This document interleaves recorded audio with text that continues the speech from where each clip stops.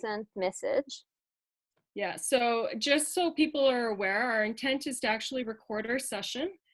And then all those individuals that have registered for the session will be sent the recording, as well as any additional resources that we reference. So hopefully everybody received my initial email with this presentation, as well as a link to our folder of resources for you to be able to look at and access as needed when you're working. So I guess that's as far as our sessions that we've put together. This is the first of 6. What we tried to do is we tried to take the big rocks that we know are really important in the success of Writers Workshop and try to do a deep dive or a concentrated focus on those rocks as we move forward. And so it's an a la carte selection for you. So if you're interested, pick the ones that you want to have an interest in. If you are new to the units of study, we would really encourage you to do them all. And that will give you a really comprehensive understanding of this sort of intentional writing process. So just to begin, I guess for those of you that don't know, my name's Jody Moore and I'm one of the lit specialists. In the session today, we also have Julie Valancourt. So Julie is managing the tech side of things for us, and she's also going to be managing the chat. And so if you have a question, if we're on a slide, you have a question, then please feel free to put it in the chat. And Julie will shout out, we'll stop and address those kind of questions as needed. We're also, at the end of the presentation, you'll see there's an opportunity to ask questions as well. So however you see fit, if they're in the chat and we don't address them, Julie's making a list and we'll address them for sure in the question period at the end. And I've just added our 3 emails. So our other colleague, Lauren Kondrashov, is also online. I'm not sure if Lauren, you want, she might be busy. She was double Zooming, but she might be around. So I've put our 3 email address. So feel free to contact us if you have any questions. Absolutely. Okay, so let's get started here. Maybe. All right, so if we do just an overview of today's session, and really it is just an introduction to the units of study, we want to talk a little bit of philosophy about why Writers Workshop is such a strong, high-yield practice that the school division has gotten behind. We also want to introduce you to the actual units of study, the box that you have received, and then also take you to the online resources that are available for each teacher that's going to augment and supplement your instruction.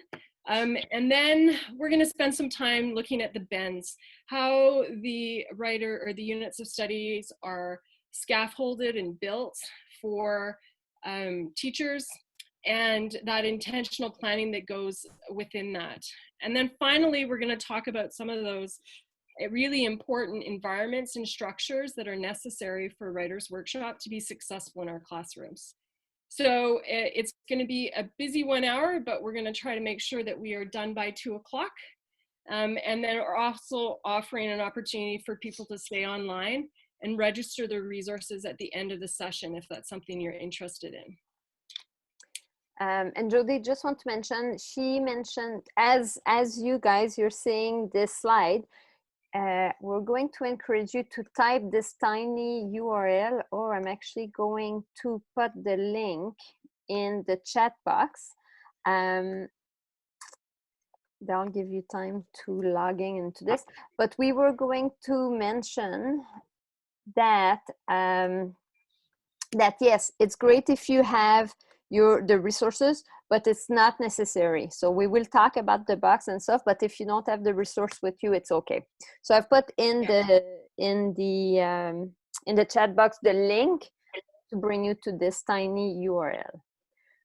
Awesome. So to begin the session, what we wanted to do is we wanted to leverage your background knowledge. What is it that you already know about Writers Workshop? And then what is it that you're wondering? around the units of study or the workshop process overall. And so essentially what we've done is we've created a Jamboard. And so I'm just going to escape out and then go to that tiny URL. And what you'll see here is we're just going to capture your thinking. One of the things that we know science or research has showed us is that it's really important for us to be able to leverage prior knowledge. And Hattie, if you're familiar with any of Dr. Hattie's work, he references the fact that leveraging a student's prior knowledge on a specific topic is at a 0.65 effect size. And so that has a really strong it's a strong high yield strategy that we would encourage teachers to be utilizing. And so we wanted to thread that into today's presentation. So Julie, do you want to tell people how to use this Jamboard? Yes, so when you're going into this Jamboard, this is a tool we wanted to show you. I'll talk to you about it in a few minutes, but your ask now is to use this teacher to share with us your thinking. So 2 questions. What do you know? What do you guys know about Writers Workshop? And this is going to help us to guide our session today, but also what are your wonderings?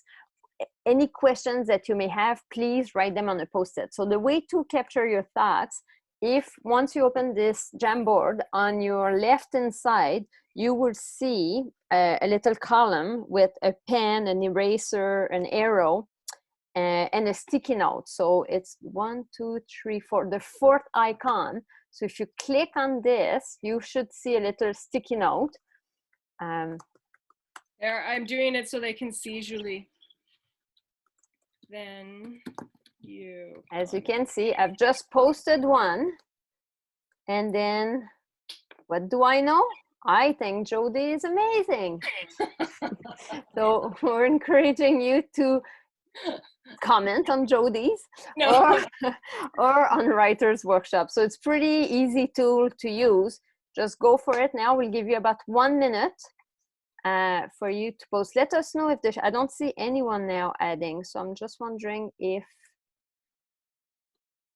oh, it's view only. Okay. Yeah, can we add if we don't have edit?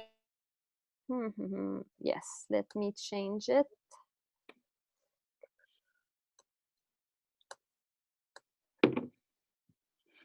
There we go. The setting is changed now, so you should be able to. And Julie, feel free to remove that post-it so there's more room for other people's. I can even make it bigger, Jody, if you want to. That's totally fine.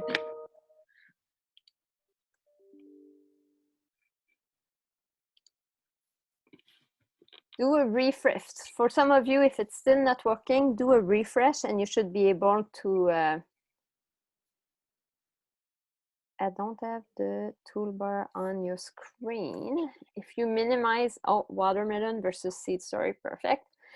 Who's that? Evan, were you able to find the toolbar?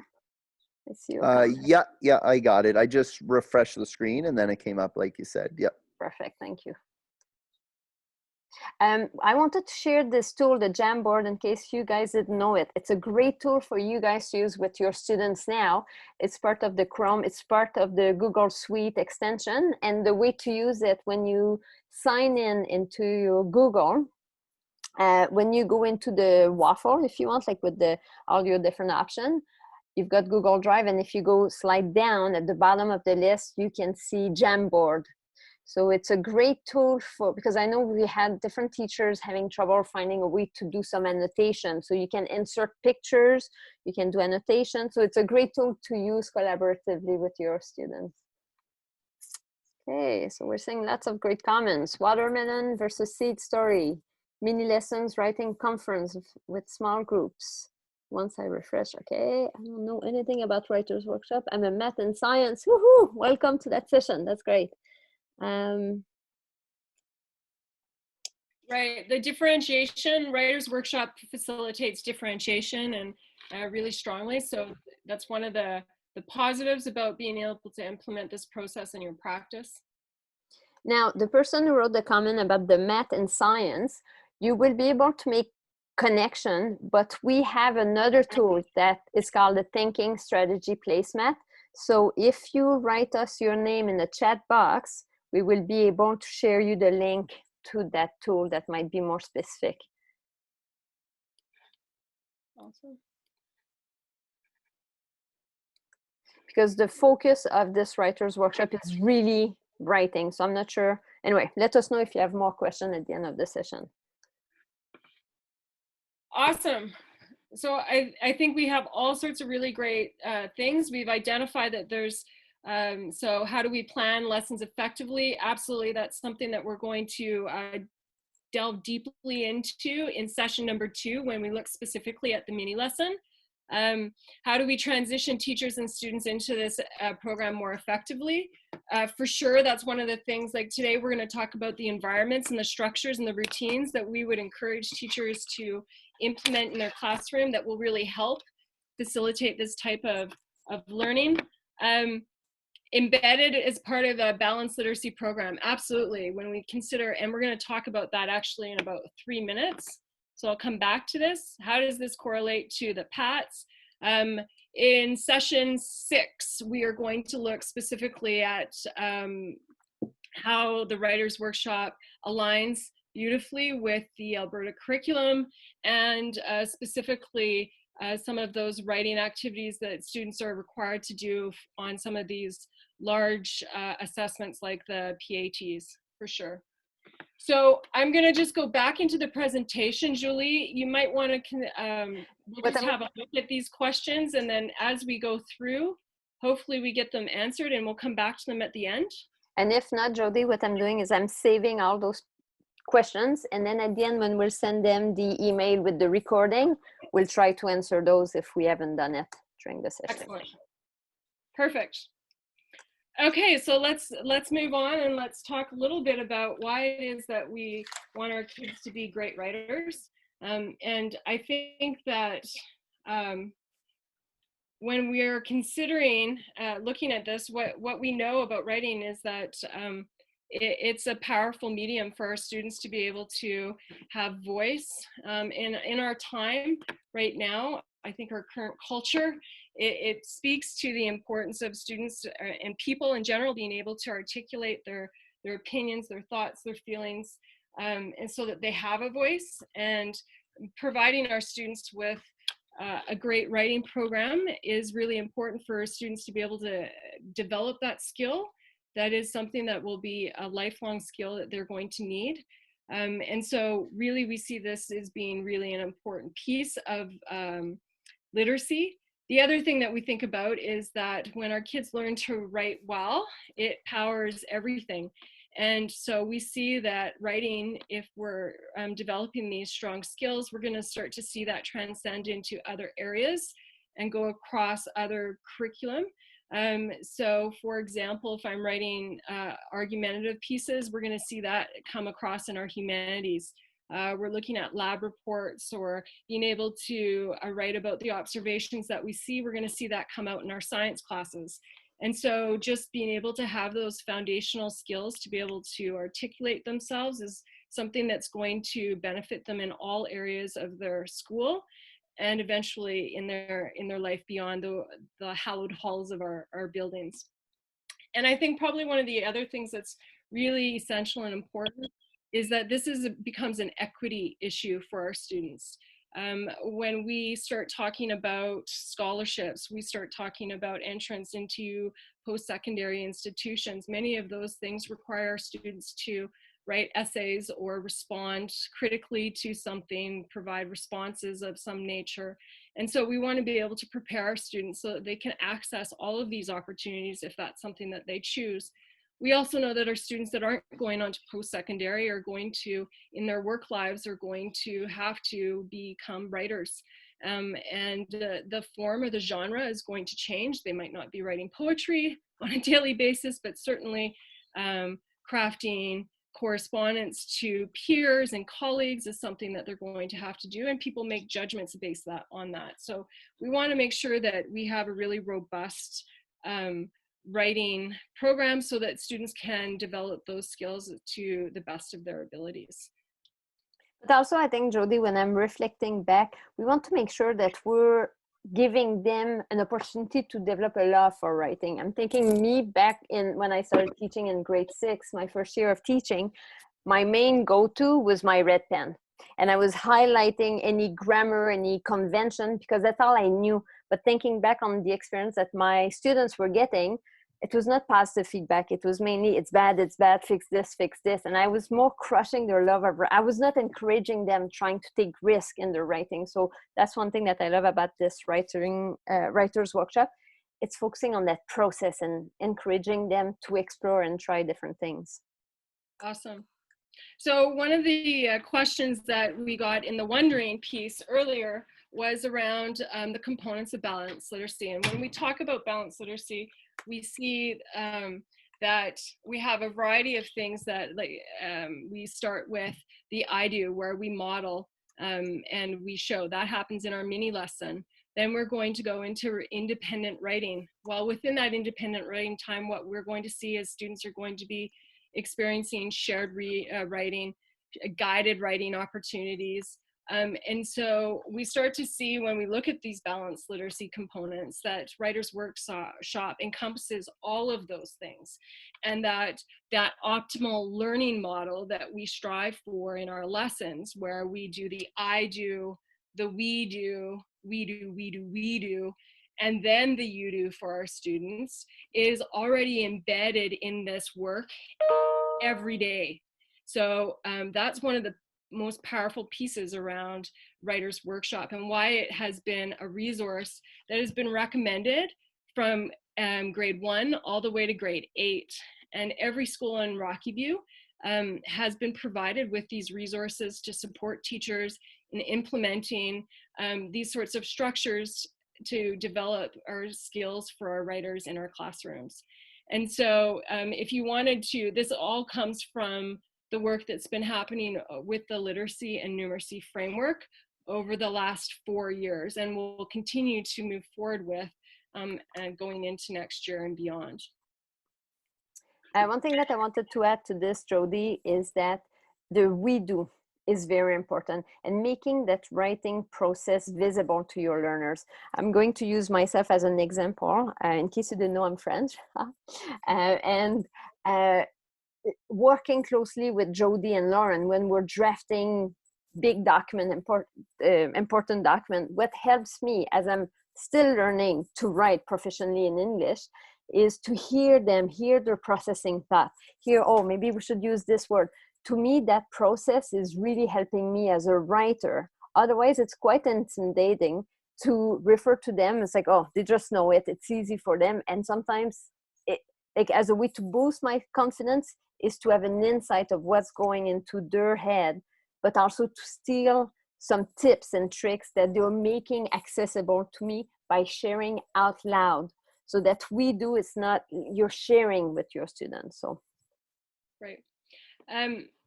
So if we move on, one of the things that research tells us about writing and writing instruction is that there's like these really large rocks that teachers need to really be considerate of when they're thinking about their writing instruction and their writing program in their classroom. And the first rock is around time. Writing takes time, and it requires an investment of teacher time and also teacher instruction. And so when we think about time, we want to make sure that every day students are given an opportunity to have dedicated writing time, and that during that writing time, the focus is actual writing, and that they're not necessarily doing other pieces. And when we show you the cycle of Writers Workshop, what you'll see is that the independent writing time is actually 2/3 of your class period. And so it is significant. And within that, of course, you're going to be doing other things as a teacher and working with individual groups. But the intent is to get our kids writing and really investing that time into building their craft and their skill.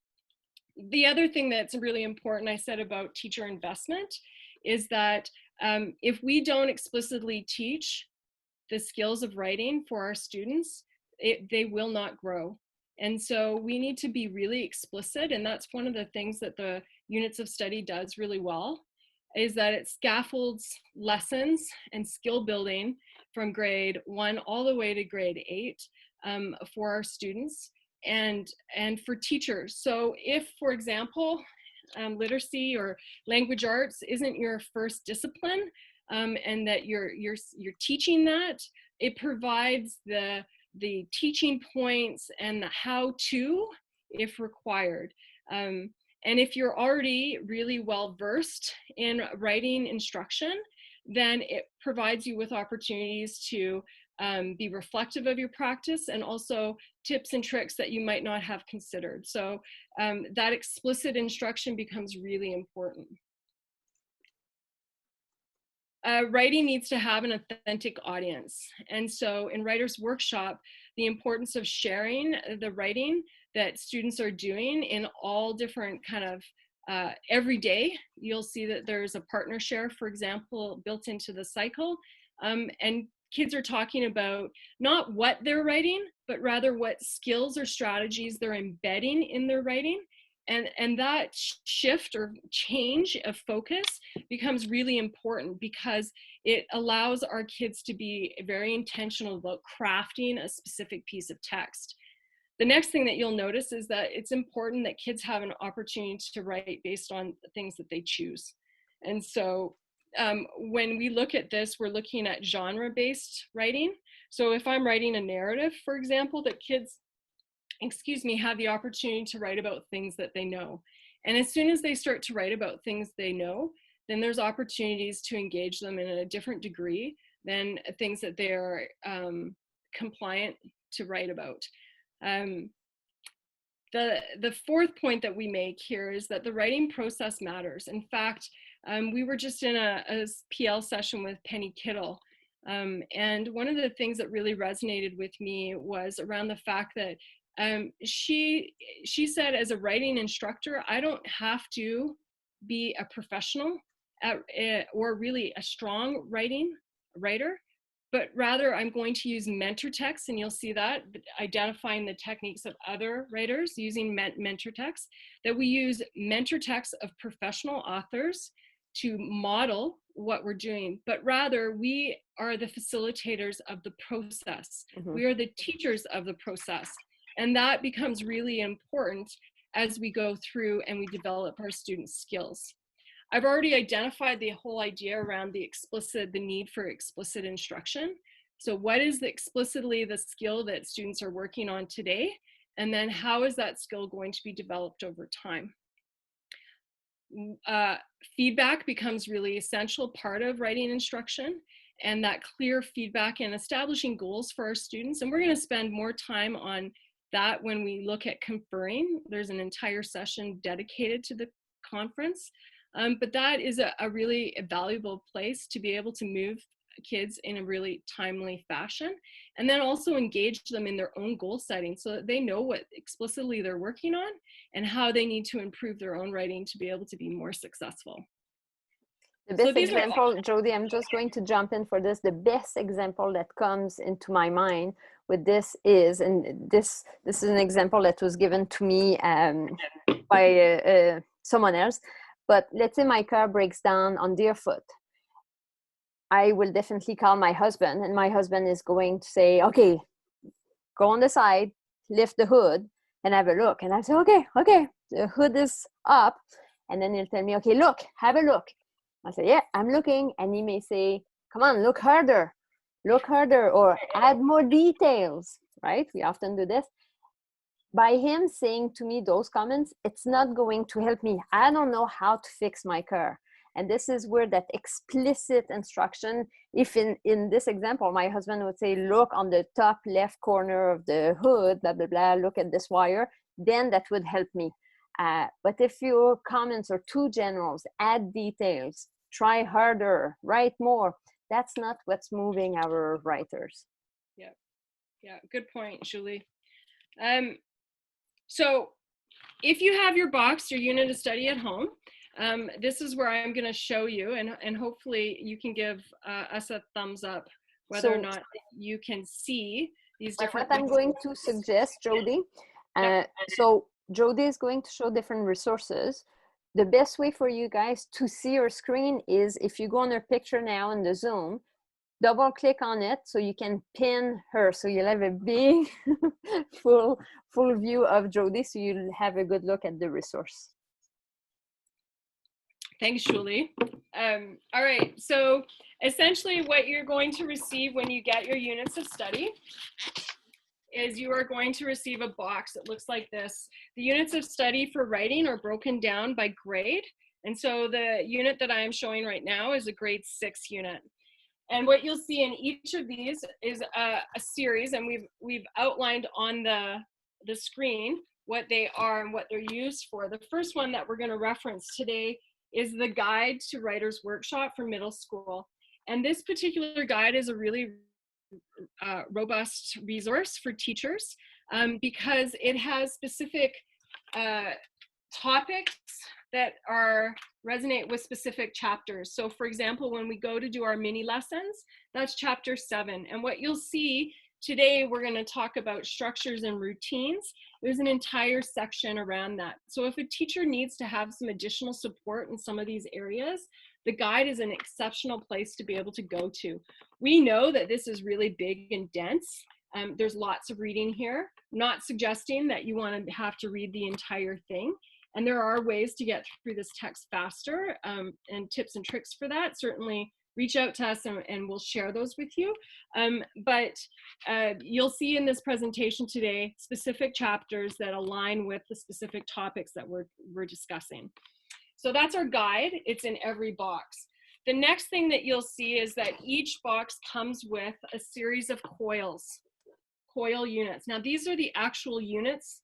And the units are broken into 3 different genres. So we have narrative, we have opinion, and then we have argumentative. So each genre is a coiled binder. And it's in here that you have all of your lessons for your units of study. The next thing that you'll see is our Writing Pathways book. Now, the Writing Pathways book is an excellent resource for assessment. And so in here, you're going to see student exemplars, you're going to see rubrics, you're going to see checklists, and those sorts of things. So this particular book, we are going to go through extensively, and the online resources around assessment in that assessment session that we are providing.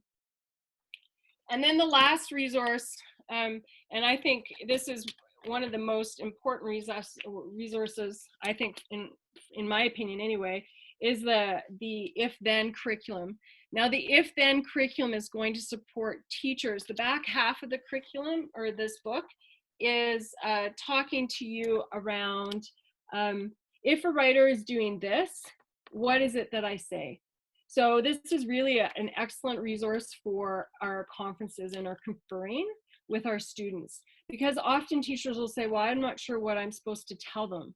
And so in here, it gives us some tips and tricks for typical issues that students have around the different genres of writing, and then supports teachers in helping to build that skill for our kiddos.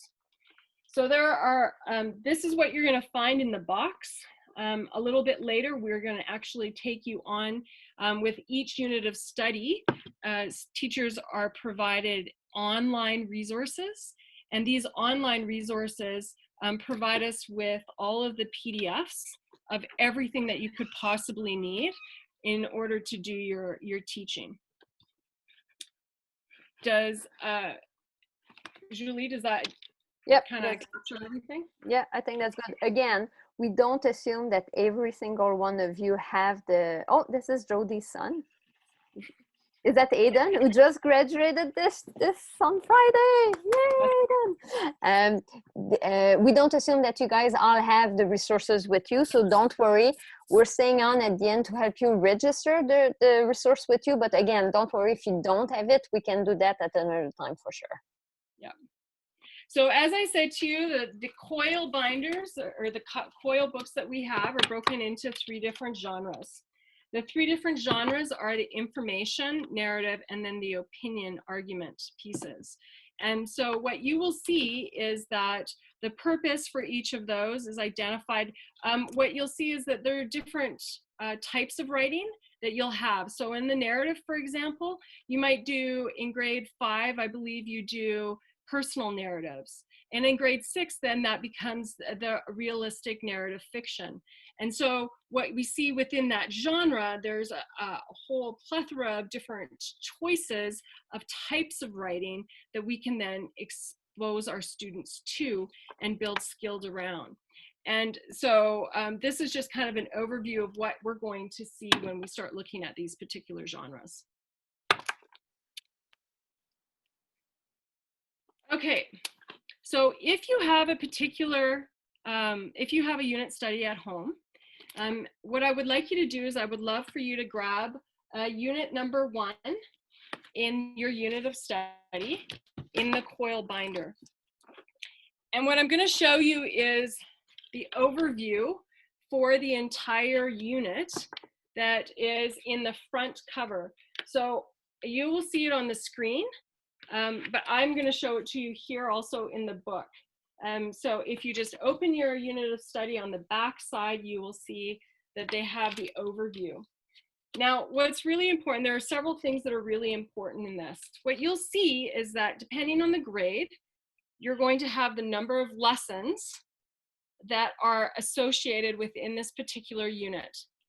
I'm going to tell you that you as a professional are going to look at your calendar and you're going to adjust accordingly about the time that you have available and the unit lessons that are present. You will notice that in each of these units of study, they're created by 3 bends. So bend 1, in bend 1 is the activate prior knowledge, to activate our learning for our students. And so bend 1 is a lot around teacher modeling, specific skills. And then we move into bend 2, which is that process or drafting focus. And so the lessons within each of these 2 bends reflect the purpose of each bend. The first bend is activating, the second is process and drafting. Bend 3 is our second practice.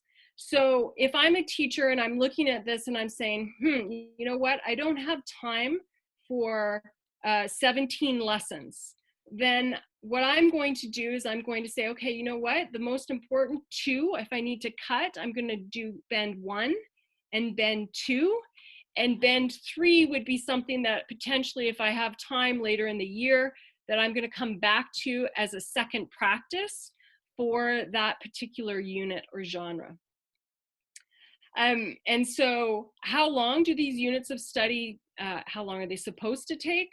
The units of study can last anywhere between 4 to 6 weeks. And so you will see, depending on the genre, the lessons will vary between 15 to 21 lessons. What's really important around this is that you put some time parameters for that within your calendar. Often teachers will say, you know what, I couldn't possibly get through all of that information in 5 weeks, but that's what I allowed for it. What you need to remember is that you're not going to stay long. You're going to give, you're not working on mastery for your lessons, but rather what you're looking at is that these lessons cycle back. So if in bend 1, a specific skill is introduced, then in bend 2, we're going to work and support that skill in a different way. And then bend 3, that's going to happen again. And likewise, the units of study are built vertically so that the learning that happens from the grade previous is going to support the learning that's happening in your grade, and your grade obviously supports the learning that moves forward. So there's that progression of learning that occurs over time. And I think that's important, as like Jody, it's not, I know most teachers are type A and feel like they have to teach everything, but even if you don't get to teach all the way to the bend 3, or as I mentioned in the comments, some grades have that bend 4, that editing, don't feel you have to make it all the way there, because next year, and even some of the lessons, it's pretty much the same teaching points, just being made more complex year after year. So even though you may not have covered all, then the teacher next year, and which is awesome at Muriel Clayton, if the whole school is on board, you know that those are going to be covered the following year. So I think that's important. As Jody said, you don't want to drag it out. I was working with a teacher last year who did every single lesson because she felt she had to. Well, the whole unit took over 4 months. The kids were tired. They totally lost the momentum and lost that passion for writing. They were so done with it. So we totally recommend like 2 months max. Go as far. Actually, what we do recommend, and I thought that was a brilliant idea, is because with the writers workshop, you always finish with a celebration of learning. So what I've encouraged teachers to do is when you start, let's say September 1st, set already your date of celebration, end of October, for example, and you're already sending your invites to people who will come to that celebration. So it's taking you accountable that no matter how far you're gone through the lesson, on that date, you're going to celebrate. Yep. So the other thing that we wanted to point out with this unit of study, so underneath on the far left side, you will see that they outline the session or the mini lesson. So that is essentially the big idea, or the rock that the teaching point is going to be built around. Then you will see to the right, it's the small group and conferring suggestions that the lesson can support. And then the following one beside that is the mid-workshop teach. And the mid-workshop teach is really important, and we'll talk about that in our mini lesson, is that as we send out our students to do their independent writing, what you'll find is that we have to build their stamina. And so they might not be able to write independently for 40 minutes. So what we want to do is we want to use that mid-workshop teach to regroup, refocus our students after a certain point, and then allow them to continue writing with that refocus in mind. And so all of these things are supported within each of those lessons. As a teacher, I now have the choice to be able to implement these things as needed based on my students. And this is where the flexibility and the differentiation for our kiddos becomes really apparent in this unit of study. Jody, we just had the discussion in the chat box between Allison and C. Anderson. Not sure who that is, but the discussion was about splitting those lessons over 2 days, because I know middle school, this is based over like a 60 minutes. You guys may not have 60 minutes available to you. So one way to do it is to take one lesson, but split it over 2 periods. And as I think it's Allison or C. Anderson was saying, like, it's a good way to also build stamina.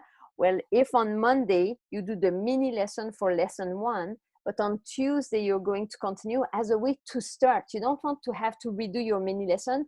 Then you might go straight to that mini mid-workshop 2-3 sentence. It's kind of hooking back the students into that lesson. Yeah, absolutely. And I think especially if we're looking at this context virtually, if that's the case for next year, that's an excellent way to be able to look at our writing instruction and to be able to have these anchor points and teaching points that are going to guide the instruction for the kids. All right, so let's talk about cycle of workshop. As I indicated earlier, there are really 4 different components to the workshop. Here's a great visual for us. Every workshop begins with a mini lesson. What's really important about the mini lesson is that it's 10 minutes. It's short. It has to be tight. It has to be concise. And it's the architecture of the mini lesson is something that we'll go through in our session on Wednesday to engage our students, to make sure that they understand what the teaching point is, and then to send them off to their independent writing time. Now you'll see that, as I said earlier, the independent writing time is 2/3 of our class time. So this particular visual is representative of a 60-minute lesson. Certainly, depending on your context, that can be adapted. But what you need to keep in mind is that the majority of your time is actually spent with the kids writing independently. And while the kids are writing independently, what are you going to be doing? You are conferring with students either in a one-to-one or you're leading small group instruction. And so you're busy in that time making sure that you're having touch points with kids. Then we move into the partner work. As I said to you earlier, it's not about what they're writing, but rather how they're crafting. And so the conversations that happen in our partners isn't necessarily just tell me your story, but rather what is the strategy that you are working on within your story today? Or can you find or share an example of how you use that prompt or that skill within your text over the course of the 40 minutes of independent writing? And so shifting that thinking around how they share their work is really important. And then finally, we come together to do a teacher share. And that's our opportunity to showcase and highlight some of the great work that's happening with our students that you might have noticed as you were going around the class. But it's also your opportunity to bring the lesson to a close and to reinforce that new teaching point that students are have been working on throughout the period. So we just want to take a couple minutes really quickly and just think on your own context that you have, and considering this cycle of workshop and what we've been talking about, how will this look, or how could this look in your own classroom? And if you can just add that into the chat, and we'll just have a look at that.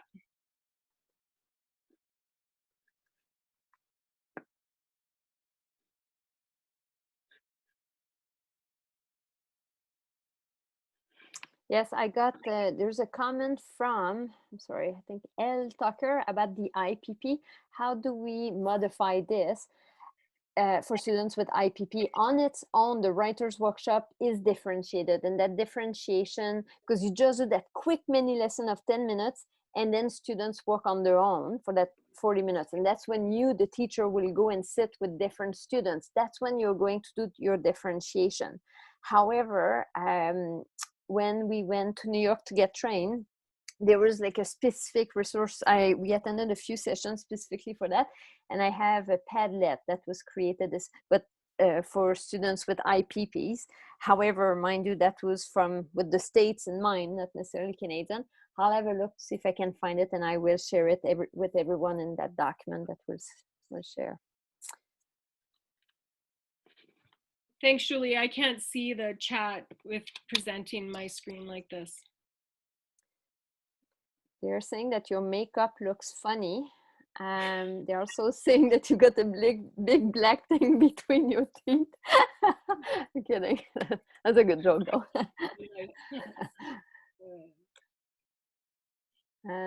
Yeah, so that was one of the comments, Jody. So yeah, so that was a modification. Someone was asking also, Ashley was asking how many workshops per week usually works for grade 6 to 7. As I was saying, over there, they're saying every single day, but we know that's not the reality. So we're saying maybe 3 times a day, if possible, 3 times a week, if possible. But see it the way, look at it like a recipe. The more you dilute it, the less you'll get the results, right? So you need to find what works with you. If you do it less, you lose that momentum and kids won't remember, right? And the other thing that I would say to teachers is that that this program actually offers you a lot of flexibility. You know your kids, so you as an educator are going to look at some of these teaching points and say, my kids really already have a handle on that. That might not be a lesson that I want to really spend a lot of time on. I want to spend a little bit more time maybe on this particular lesson. And so again, you have lots of professional choice and discretion in utilizing this resource. So Jody, I'd say we move along. We've got 15 minutes left. Yep. So if you look in your guide, you will see chapter 5 deals with kind of the structures that are going to help support our writers workshop. We know that classroom environment becomes really important, especially when we are considering that we have a large group of students. Many of our classrooms are 30 plus.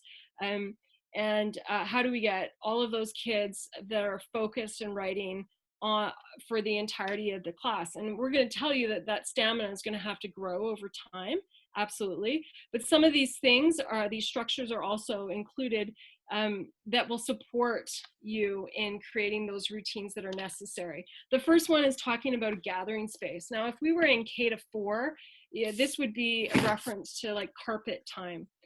Obviously, when we start looking at grades 5 to 8, carpet time is a little juvenile for our students. However, the whole idea of having a space to gather where they are going to come and build community, a writing community, is really important. And research shows us that proximity matters. And so by bringing our students, physically having kids get up, come over to a corner, maybe in middle school, they're sitting on tops of desks. Maybe that you've got some bean bags, some benches, those sorts of things. Maybe they're sitting on the floor. It depends on your classroom and the layout of your classroom and what you have in it. But the importance is that they get up, they come together as a group, and this allows them to know, it's almost like a physical, what am I trying to say? A physical moment that is going to refocus them on the fact that the next 10 minutes are the really important pieces, because this is the 10 minutes of lesson that I really need to pay attention to so that I know what I'm doing when I go back to my class, to my desk. And so that seminar, that's what you would call it in a 5 to 8 environment, it becomes really important. The other thing you'll see is that when we look at mini lessons tomorrow, part of the mini lesson is the active engagement. Active engagement happens with a partner. And so we want to make sure that when we are coming to seminar, the kids are coming to the same spaces, that they're sitting beside the same kids, so that partnerships become really important, because they are going to be play an important role in how kids work moving forward. So seminar is something that's really important. The second thing that we're going to talk about is the organizing of writing materials. And I'm not going to spend a lot of time on it today because we have an entire session dedicated to the creation of a writer's notebook. And what's really important around a writer's notebook is that not only do our students have a writer's notebook, but we, the teachers, also have writer's notebooks, and that we use those notebooks to share and show examples and to craft and write with our kids, using potentially a dot camera or something of that vein, so that they can see you actively going through the process. Again, that process is really important. The easel that we reference here is we're talking around being able to create anchor charts. We want to be able to have pieces in our environment where kids can go and look at that particular anchor chart. And so if they need to refocus, they need to understand what was the teaching point I'm supposed to be paying attention to. What did we do yesterday? How am I building on these pieces? And so anchor charts become really important, and having an easel helps to facilitate that. Now, obviously, not all our classrooms have that. So, but large pieces of chart paper become really essential tool for teachers as they are working and leading their instruction. The whole thing with the easel, you may think like, what, that's, we don't have that in our class. The whole idea is showing that process, showing your thoughts. So you're showing what is happening in your head as you're writing. Jody, we've got 10 minutes left. Yeah, I know. So big poster chart paper, that the Post-it that's got sticky or just tape. What's really important is that those anchor charts remain visible for students. And as you can see on this slide, is that it's going to be the place that kids are going to go to. So instead of going to ask you a question, they're going to reference the anchor chart first. Then they're going to maybe reference their partner to get some clarity or support. So we have to build in some of these tools and strategies for students so that you are able to do the work of conferring and leading guided reading or guided writing instructions. Word walls become really important for our kiddos. Again, it's about making their learning visible. And what's really important about this is that all of these things are not static, but rather that they're actively being added to. And at the end of the unit, then all of these things are going to potentially be coming down because you're going to be moving into something else. What's really important here also within Writers Workshop, Julie had already talked a little bit about celebrations, and we'll spend some time on that in session 6 as well, is that we have a common space to publish their work. Remember, we talked about that authentic audience and how important and essential that is to engage our writers. And so just being able to identify, you can see in that center one, you see this is where I started and this is where I am now. If we're looking at specific strategies, providing opportunities to provide feedback using Post-it notes to the writer, and just making sure that that audience is authentic and it's not just for the teacher's eyes only. Partnerships. I don't know if Lauren is. I'm here. Awesome. Do you want to just speak quickly around our Yeah, I will speak quickly. So when you have partners, when you're in seminar, as well as partners that you're going to have in your seating plan, you really want to consider the types of partnerships. So the first type of partnership is friendship. And as you know, in middle school, social capital is really, really important. So one of the things that you can do is you can coach your students into being academic, having an academic friendship as well. So with any of these partnerships, you want to be very honest and transparent. So the conversation around a friendship partnership, for example, is if you think that you can be academic friends as well as like social friends, I want to know what that looks like. And I want you guys to come up with what that might look like in a setting like Writers Workshop. Then I want you to bring it back to me. And then we can talk about what this is going to look like. You need to coach them again into what this is going to look like, as well as with the mentor piece. So the mentor piece, which is really important here, is it's all about executive functioning. So having the example is an organized student with an unorganized student. And again, you don't want to patronize students. You want it to look like, oh, hey, Johnny, I noticed that, you never really know where your writer's notebook is or your pencil. I get it. Have you seen my desk? It's awful. I suggest in your life, you get a personal assistant if it's something you can afford. Meanwhile, Jody here is incredibly organized. Jody, I want you to help Johnny out. You guys can work together. Maybe you can send him a little text to remind him you got a writing assignment due, things like that. And so that person feels like a mentor, and then the other person is kind of like having their level of organization or executive functioning is required to be lifted up in that. Levels as well. You want to get some of your stronger writers together. So we'll be talking about checklists and goal setting. You don't want a student who's writing probably at a grade 4 level with a student who's writing at a high grade 7 level. And so having those students push each other and lift their own level as well, working on a higher checklist, working on more substantial goals is something that's going to work really well in a partnership. As well as content partners. And so content can be anything in terms of, like one of the things that I also talk about is coalition. So, those kids that are super geeky and proud of it and they don't even care and all they want to do is write about dragons and dinosaurs or whatever it is, have those students together and they're going to lift each other and they're going to be really interested in what they're writing about together. And so that they can kind of have some commonality there. And then the final one is ambassador, an ambassador partnership. So it's actually going to be a triad. And what you'll have is a student who might have an IPP, might have some significant behavior. And then the other two are going to act as role models. And then again, with the conversation that it's going to have, you guys, Brittany's going to join our group today, or your group this unit. You know that she's working on what it means to be a really good group member. I want you guys to be role models. Later in life, you want to be a model citizen. This is the really great way to start. You might not always be talking about writing, but you know what? That's okay. And I'm going to support you on how you all can work together and be really good role models for Brittany on what it looks like to be a really good partner and what it looks like to do group work. You might even just be talking about how conversations work. And so that's your job, this unit, okay? And so kind of lifting them up, giving them a little bit of permission to not always be talking about writing necessarily, but to support that student and perhaps some of the goals that they have outside of writing. So what you'll see about partnerships is that partnerships, they're a really important part of this. And the expectation, again, is not simply that we put kids into a partnership and not support them or coach them or teach them about, how to be good partners to each other, and how to build some of those soft skills that are really essential for them moving forward. The last thing that we want to talk about prior to taking and looking at any of those questions is talking about stamina.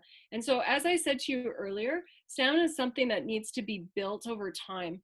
And so you're going to begin your writer's workshop. You might only be able to get your kids to write and stay on task for 10 minutes to start with, and maybe even not that.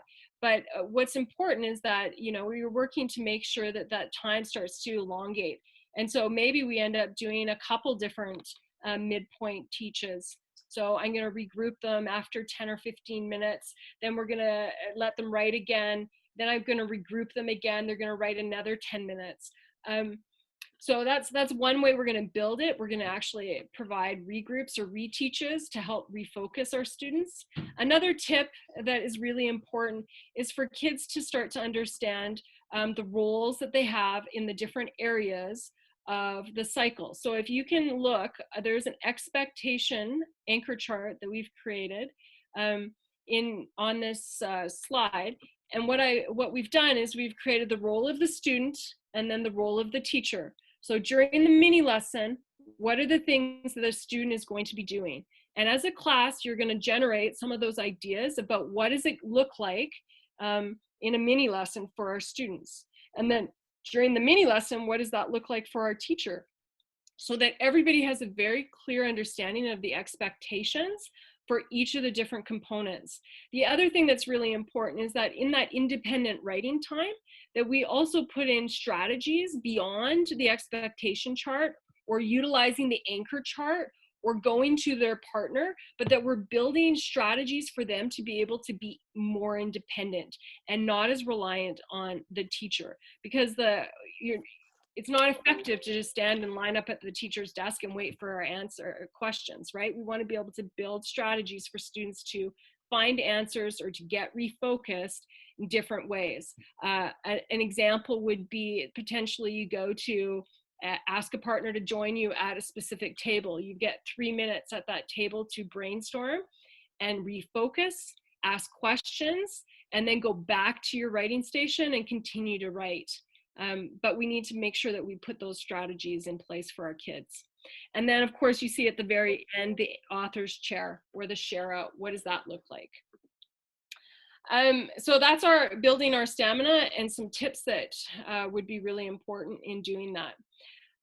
The last thing that we're going to talk about is just our online resources. And as I said earlier, as we wind this up, we have 2 minutes, I think, left. Those people that are interested in logging on to their, oh, sorry, I didn't mean to do that. We will stay on at the end if you need support to register your But what I do want to show you is what does the online resources look like. So we're going to go to Heinemann and you're going to create yourself an account. And then what you're going to do is you're going to register your resources. And when you register your resources, it's going to look like, I'm going to go here. If I go to the units of study for grade 6, for example, then I'm going to be able to go into here. Each of these links pertain to a specific genre. Within the genre, it gives you all of the resources that are needed to support the work around the sessions in that particular genre unit. Now, Scott, something that I want to share with Scott for your school, because all of my understanding is that all your teachers are going to use it. So you have purchased enough resources. We have been in communication with Heinemann and they gave us the okay copyrights where because I'm thinking on your school, if you're a grade 7 teacher who's going to start teaching writers workshop, you were allowed to register the grade 6 unit, because then as a grade 7 teacher, you can go online and have access to those teaching points. You can see what was taught in the previous grade. So that's a good way to share. Okay. This is the Facebook page. Facebook actually, I mean, this is a really great place because you will see, like here, Amanda Hartman, she's one of the authors that work out of the Teachers College.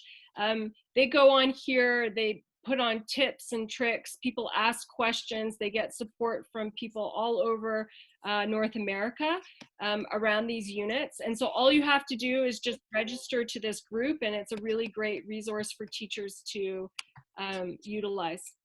So there's lots of support for the units of study, and we are here to support you in trying to be able to access those. Question for you in regards to registration is each unit or each resource can be registered once. Is that attached to a specific person? And in that case, it's no longer transferable? Yeah, that's a good question. So essentially, Scott, what happens is that we take you to the Heinemann site. It asks you to register a new resource.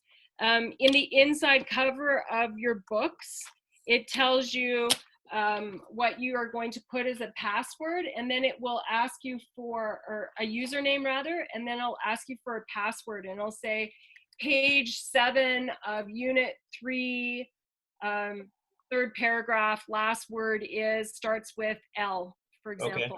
So really all you need, your teachers need, is they need to have the units of study with them in order to be able to register their book. And so you can register a teacher. If you sat down as a team, you could register your grade 6s. This is what Julie was saying. They could register grade 5 resources if you have them, and grade 7 resources if you have them on their account. So that, because all you need is the actual resources with you physically. Okay, so if I've got some teachers then that move on to a different location, they could. Yeah, it doesn't matter because it's not, the account is on the teacher's name, but the books are not attached to an account. Okay, good. Okay. You just need to be able to go through the process with the books in hand. That's all. Gotcha. Yeah, makes sense. Okay. Are there questions, Julie, or No, what I'm looking in the chat, everyone said that they were grateful that you removed that black thing between your teeth, and no, everyone is happy. Awesome. Many people had to go because they had meetings. So yeah, we've got another a session running right at 2 o'clock. So yeah. So that's just an overview or introduction to the asset. I'm going to stop sharing my screen so I can see people. Does anybody have any questions or things that anybody interested in doing their registration of their resource? Can we help anybody with that? anyone is free to go. We're just staying on. Yep. So if there's nothing else, thank you for your time. Hopefully we'll see you in session 2. And hopefully you found this useful. great overview. Thanks for getting the ball rolling on this. Yeah, you bet, Scott. Okay, we're all heading over to report card comment sessions now. Awesome, sounds like fun. Oh yeah, awesome, thanks. Okay, take Bye. care.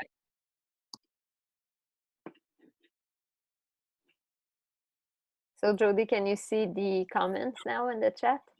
No, I'm just looking here now. I'm going back to the chat. Yeah.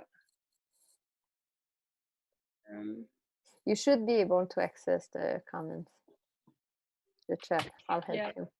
Yeah. I can, the only thing I can see though, Julie, is when I open my chat box. I can't see anything prior to it. Does that make sense? Oh.